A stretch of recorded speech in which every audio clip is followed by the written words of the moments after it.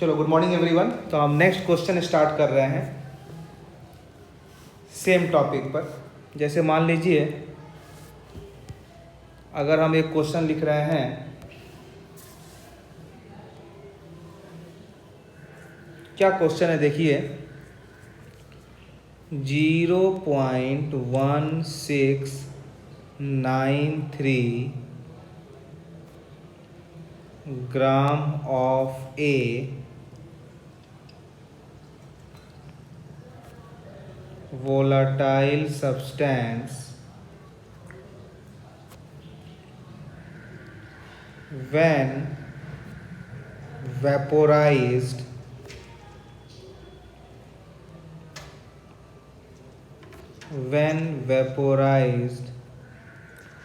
displaced 58.9 ml of air।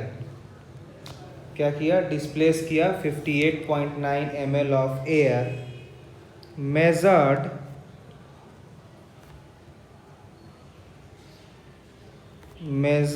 at 27 degree Celsius and 746 mm pressure। full stop। calculate the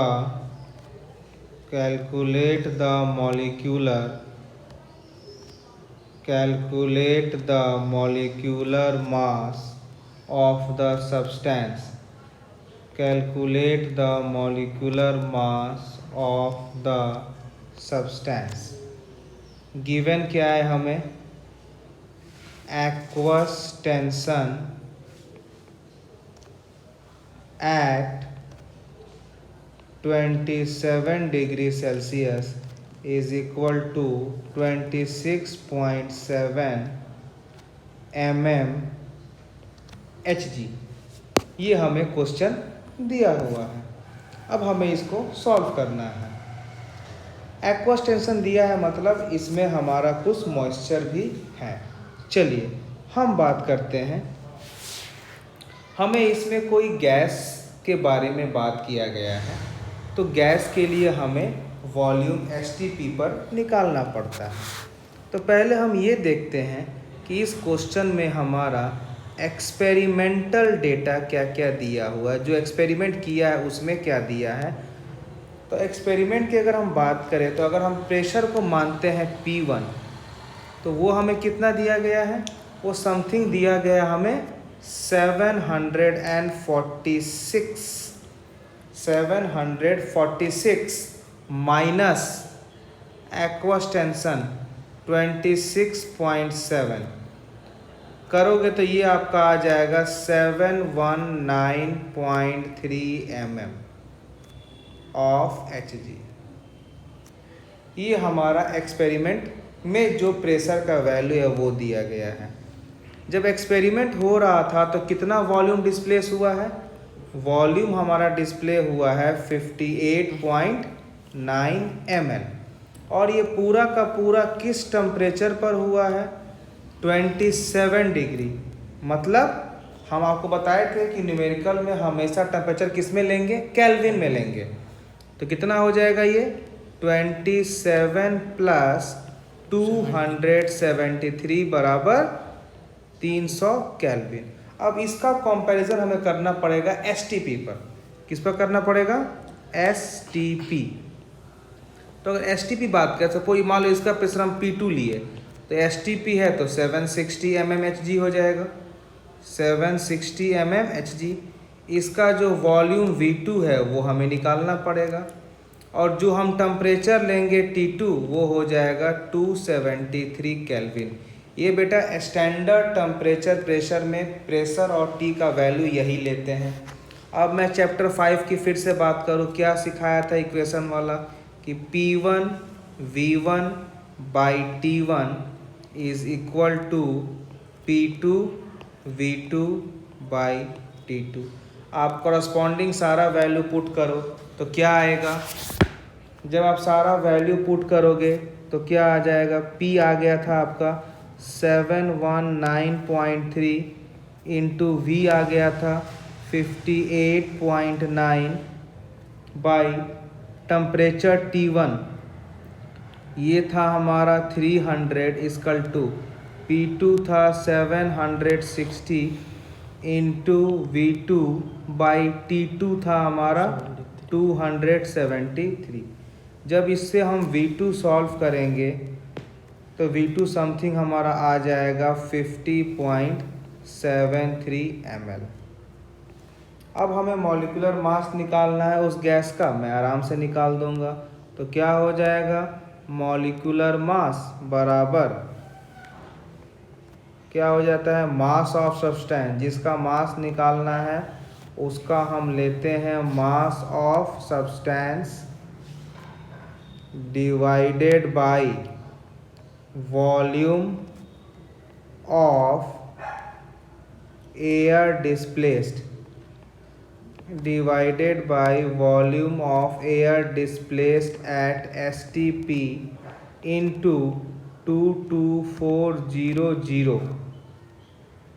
तो mass of substance हमने कितना लिया है बेटा, 0.1693। कितना है ये, 0.1693। कितना हमारा वॉल्यूम डिस्प्लेस हुआ है, 50.73। और कितना ml है, 22400। सॉल्व जब करोगे तो आपका आ जाएगा 74.75 ग्राम। ये हमारा हो गया मोलर मास। इस तरह से हम क्वेश्चन को सॉल्व करेंगे। चलिए नेक्स्ट हम बात करते हैं, अगला क्वेश्चन एक और लेते हैं समझने के लिए। क्वेश्चन ये दिया है कि 0.16 gram of a 0.16 gram of a dibasic organic acid of a dibasic organic acid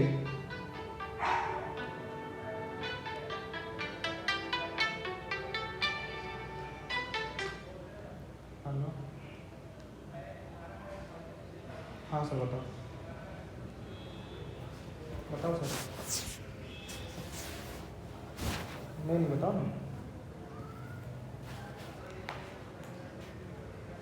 हाँ हाँ, कौन सा काम के लिए,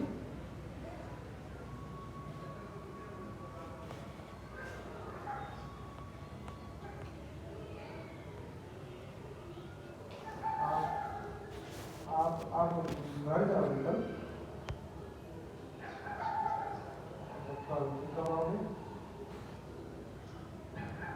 चलो कोई बात नहीं।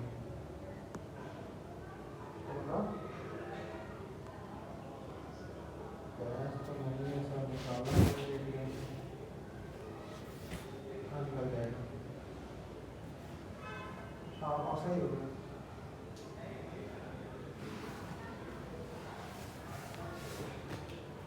अभी अभी आओगे कितने बजे? हाँ तो आज सुबह 6 बजे आएगा, 6-7 बजे आएगा।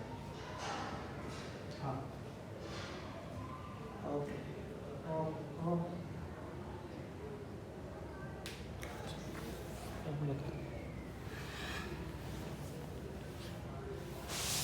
0.16 ग्राम of a dibasic organic acid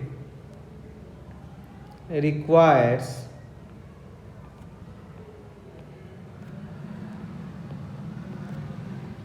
25 ml of normality by 10 NaOH for complete neutralization.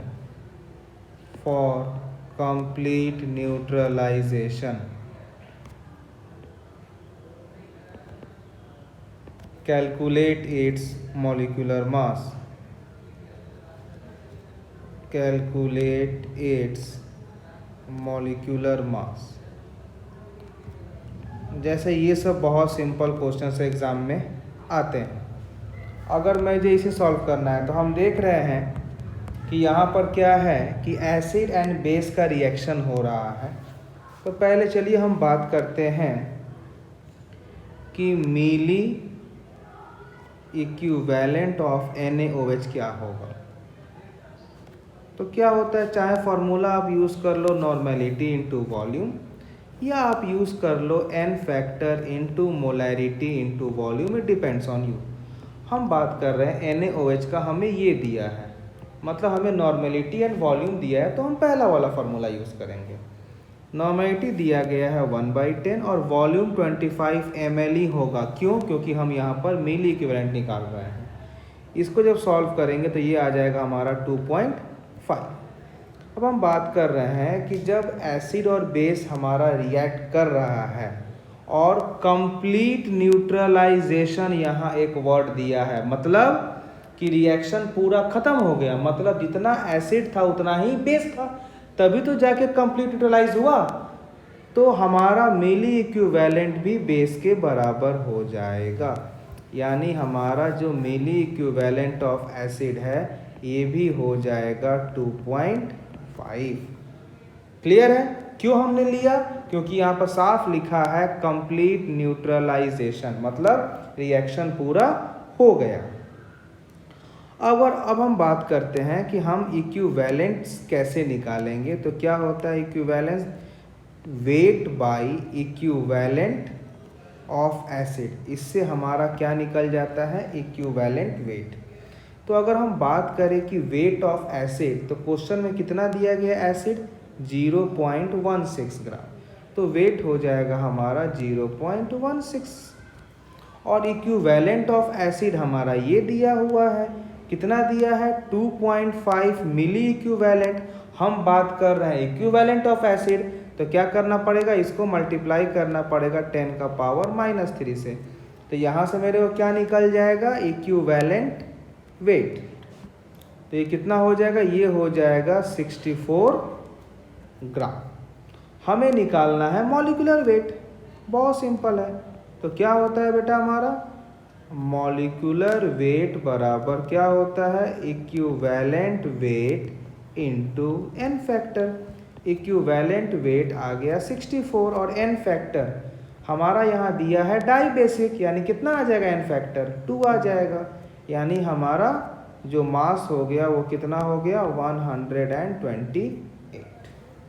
इस तरह के क्वेश्चंस बेटा आपके एग्जाम में आते हैं, सॉल्व करना पड़ेगा, देखोगे खुद सॉल्व करोगे तब समझ में आपको आएगा।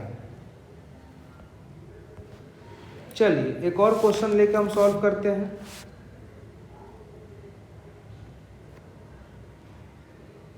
Zero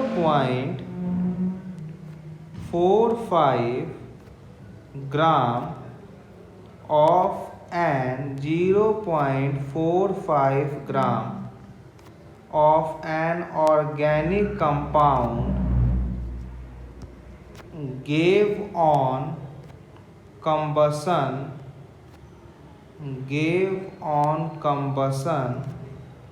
0.792 gram of CO2 and 0.324 gram of H2O। ठीक, अब देखिए नेक्स्ट क्या बोल रहा है कि 0.24 gram of the same substance 0.24 gram of the same substance was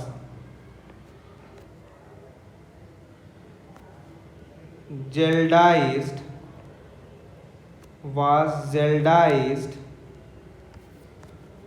and the ammonia liberated was absorbed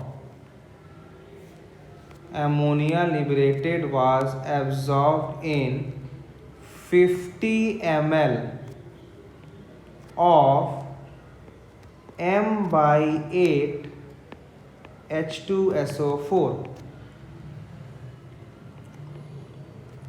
The excess acid required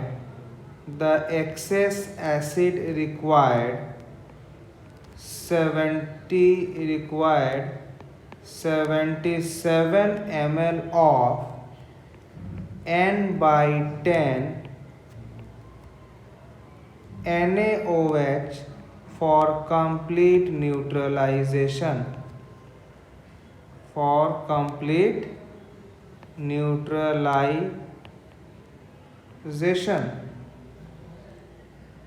Calculate the empirical formula of the compound. इस तरह क्वेश्चन बेटा एग्जाम में आते हैं। अब देखिए पहले क्वेश्चन पढ़ दे हम क्या लिखे हैं। मैंने क्या लिखा है कि 0.45 gram of an organic compound gave on combustion 0.792 gram of CO2 and 0.324 gram of H2O. 0.24 gram of the same substance was gelidized and the NH3 liberated was absorbed in 50 ml of M/8 H2SO4. The excess acid required 77 ml of N/10 NaOH for complete neutralization. Calculate the empirical formula of the compound. चलिए अब empirical formula of the compound मतलब जो जो element है सबकी बात करना है। चलिए सबसे पहला हम बात करते हैं, हम निकालेंगे परसेंटेज ऑफ कार्बन। इसका फार्मूला हम लिखवाए थे, क्या लिखवाए थे कि कार्बन का मास लोगे, नीचे लोगे मास ऑफ CO2 इनटू ऊपर क्या लोगे mass of CO2 produced in the reaction.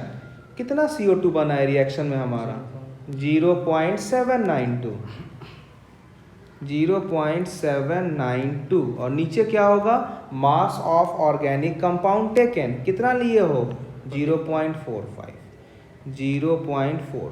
आप निकाल रहे हो परसेंटेज मल्टीप्लाई बाई 100, यानी इससे हमारा कार्बन का परसेंटेज 48 आ चुका। दूसरा हम निकालेंगे क्योंकि हम देख रहे हैं कि वाटर भी बन रहा है, मतलब परसेंटेज ऑफ हाइड्रोजन निकलेगा। Mass of H2 by mass of water 18 into mass of water produced in the reaction, कितना बना है 0.324। Mass of organic compound taken कितना है 0.45। परसेंटेज है तो क्या हो जाएगा इंटू 100, यानी ये कितना हो जाएगा सॉल्व करने पर, ये आ जाएगा हमारा 8%। तो हमारा कार्बन निकल गया, हाइड्रोजन। अब हमें बोला गया है जेलडाल, जेलडाल से हम किसका निकालते हैं परसेंटेज नाइट्रोजन का, यानी तीसरा हम क्या निकालेंगे परसेंटेज ऑफ नाइट्रोजन। तीसरा हम निकालेंगे परसेंटेज ऑफ नाइट्रोजन। हमें कैसे पता लगा क्योंकि यहाँ पर जेल डाल दिया, मुझे पता है कि जेल डाल और ड्यूमास क्या निकालता है परसेंटेज ऑफ नाइट्रोजन। तो पहले हमें ये देखना पड़ेगा कितना एसिड यूज किए हैं। सबसे पहले हम क्या निकालेंगे मिली इक्विवेलेंट ऑफ एसिड। एसिड हमने क्या यूज किया है H2SO4। क्या यूज करेंगे आपके ऊपर, आप नॉर्मेलिटी इंटू वॉल्यूम यूज करो वो भी सही है, या आप यूज कर दो n factor into molarity into volume. H2SO4 में n फैक्टर 2 हो गया। हम बात कर रहे हैं मोलैरिटी का, हमें कितना दिया गया है 1/8, तो मोलैरिटी हम ले लेंगे 1/8 और हमें वॉल्यूम कितना दिया गया है 50 ml, तो हम यहाँ ले लेंगे 50। हम वॉल्यूम को ml में ही लेंगे, क्यों, क्योंकि यहाँ पर हम क्या निकाल रहे हैं मिली इक्विवेलेंट। जब आप इसको पूरा सॉल्व करोगे तो ये कितना आ रहा है, ये समथिंग आ जाएगा आपका 12.5। अब हम बात करेंगे कि हमारा मिली इक्विवेलेंट ऑफ बेस कितना है। मिली इक्विवेलेंट ऑफ बेस जो हमने क्या लिया है NaOH।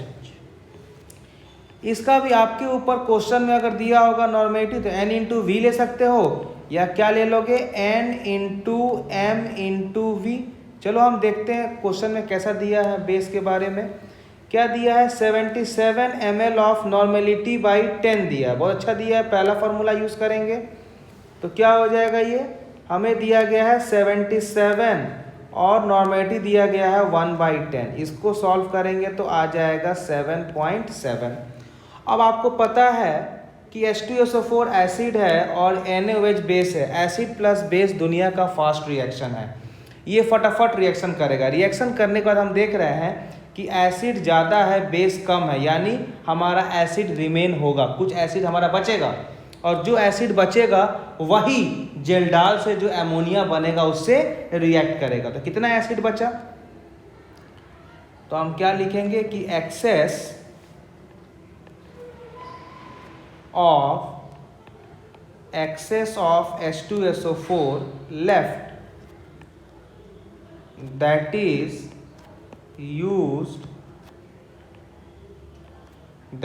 used to neutralize ammonia NH3, कितना हो जाएगा 12.5 माइनस 7.7 इसकल टू कितना हो जाएगा 4.8। इतना एसिड हमारा बच गया। आते हैं फॉर्मूला यूज़ करो, परसेंटेज ऑफ नाइट्रोजन कितना हम बताए थे 1.4 into acid use to neutralise ammonia excess कितना है 4.8 डिवाइडेड बाई क्या होगा how much substance is taken for Kjeldahl. Kjeldahl के लिए हमने कितना सब्सटेंस लिया है 0.24, तो डिवाइड कर दें किससे बेटा हम 0.24, पूरा सॉल्व करो कितना आ जाएगा 28%।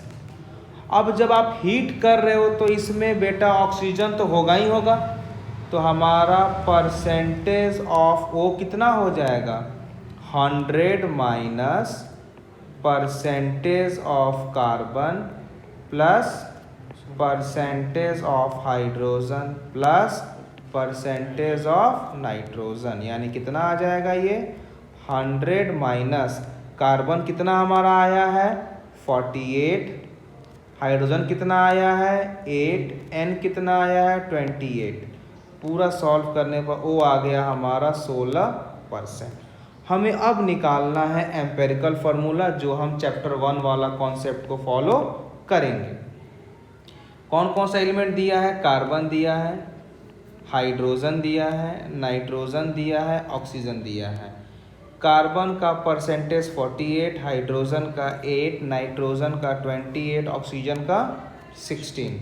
सबको डिवाइड करना पड़ेगा किसके उसके एटॉमिक मास से, कितना हो जाएगा 48/12 बराबर 4, 8/1 बराबर 8, 28/14 बराबर 2, 16/16 इक्वल टू 1।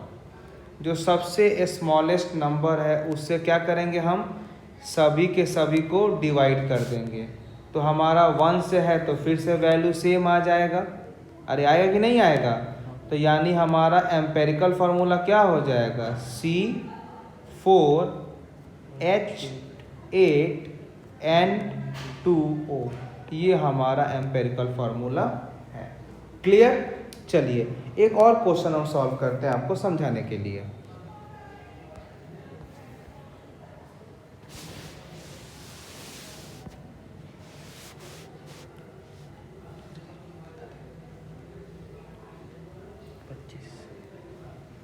अगला क्वेश्चन की अगर हम बात करते हैं, क्या क्वेश्चन है 0.246 gram of an organic compound, 0.246 gram of an organic compound containing 58.53% carbon and 4.06% hydrogen gave 22.4 ml of nitrogen at STP. What is the empirical formula? What is the empirical formula of the compound? What is the empirical formula of the compound? हमें अगर एक question इस तरह से आया है तो पहले हम बात कर रहे हैं गिवन क्या है। परसेंटेज ऑफ कार्बन हमें दिया गया है 58.3%। परसेंटेज ऑफ हाइड्रोजन दिया गया है 4.06%। हमें निकालना है परसेंटेज ऑफ नाइट्रोजन। तो हमें नाइट्रोजन का वॉल्यूम दिया गया है तो फॉर्मूला अब लिखवाए थे आपको हम 28 divided by 22400 into volume of nitrogen eight STP दिया है 22.4 ml divided by weight of compound taken 0.246 into 100। इसको पूरा सॉल्व करने पर n आ जाएगा 11.38%। हम देख रहे हैं कि कार्बन, हाइड्रोजन, नाइट्रोजन का अगर मैं परसेंटेज को समेशन करता हूं तो ये 100 नहीं हो रहा है, मतलब रेस्ट वाला पार्ट क्या है, ऑक्सीजन। तो अगर हमें परसेंटेज ऑफ ऑक्सीजन का बात किया जाए तो क्या हो जाएगा 100 माइनस 58.53 प्लस 4.06 प्लस 11.38। जब पूरा सॉल्व करेंगे तो ये समथिंग आएगा 26.03%। अब सिंपल क्लास चैप्टर 1 वाला कॉन्सेप्ट यूज़ करेंगे हम। यहाँ पर 58.53 होगा। अब चैप्टर 1 का कॉन्सेप्ट एलिमेंट्स क्या क्या है, कार्बन है, हाइड्रोजन है, नाइट्रोजन है, ऑक्सीजन है। कार्बन कितना दिया है 58.53, हाइड्रोजन 4.06, नाइट्रोजन 11.38, ऑक्सीजन 26.03। कार्बन का मास 12, हाइड्रोजन का मास 1, नाइट्रोजन का मास 14, O का 16। डिवाइड करो 58.53 divided by 12, 4.06 divided by 1, 11.38 divided by 14, 26.03 divided by 16। ये पहला में आ जाएगा 4.88, ये आपको रहेगा 4.06, ये रहेगा 0.813 और ये रहेगा 1.63। सबसे स्मॉल कौन है 0.81, सबसे डिवाइड करेंगे तो ये पहला वाला 6, फिर ये आएगा 5, ये आएगा 1, ये आएगा 2, यानी सारे के सारे होल नंबर में आ गए। तो मेरा क्या होगा empirical formula, carbon 6, hydrogen 5, nitrogen 1, oxygen 2। ये हमारा एम्पिरिकल फार्मूला बन गया। तो इस तरह के क्वेश्चंस आप बेटा एग्ज़ाम में उम्मीद करेंगे आता ही आता है। नेक्स्ट हम बात करते हैं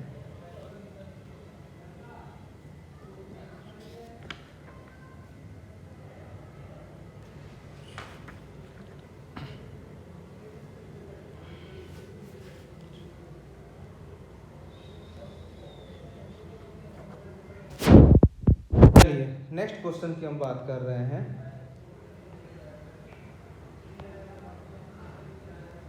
अगला क्वेश्चन हम आते हैं मॉलिक्यूलर मासेस निकालने पर, जो हमने आपको सिखाया था। जैसे मान लीजिए एक मैं क्वेश्चन ये दे रहा हूँ कि 0.76 ग्राम 0.76 gram of the silver salt 0.76 gram of the silver salt of A dibasic silver salt of a dibasic acid was ignited full stop. It gave 0.54 gram of pure silver. Calculate the molecular mass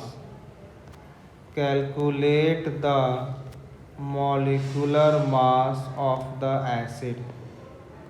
Calculate the molecular mass of the acid. अगला अगर इसका हम solve करते हैं sir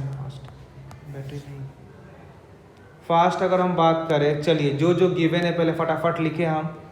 तो मेरे को क्या इसमें गिवन है कि जो मास ऑफ द जो हमारा mass of the silver salt जो हमारा लिया गया है वो है 0.76 ग्राम 0.76 ग्राम।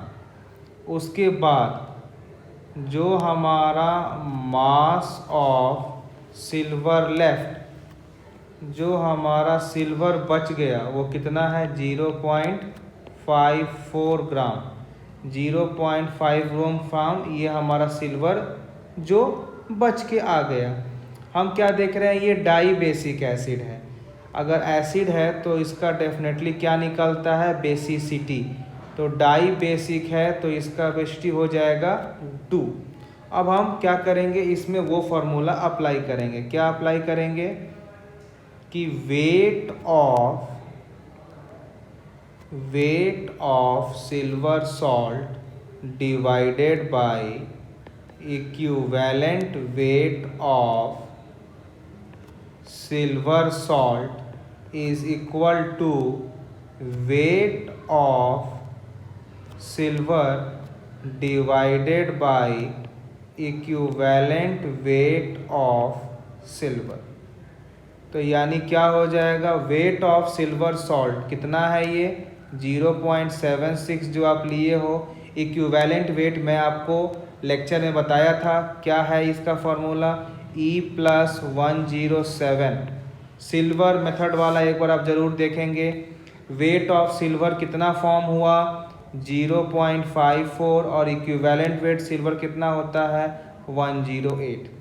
यहाँ से आपका कैपिटल जो E का वैल्यू है वो सॉल्व करने पर आ जाएगा 45। हमें निकालना है मॉलिक्यूलर मास। हमें निकालना है क्या, मॉलिक्यूलर मास। ये कितना हो जाएगा, ये हो जाएगा equivalent weight into n factor. Equivalent weight 45 है और डाई बेसिक के लिए एन फैक्टर 2 हो जाएगा। तो इसका मास आ गया 90 ग्राम। क्वेश्चन में क्या पूछा है, calculate the molar mass of the acid, कितना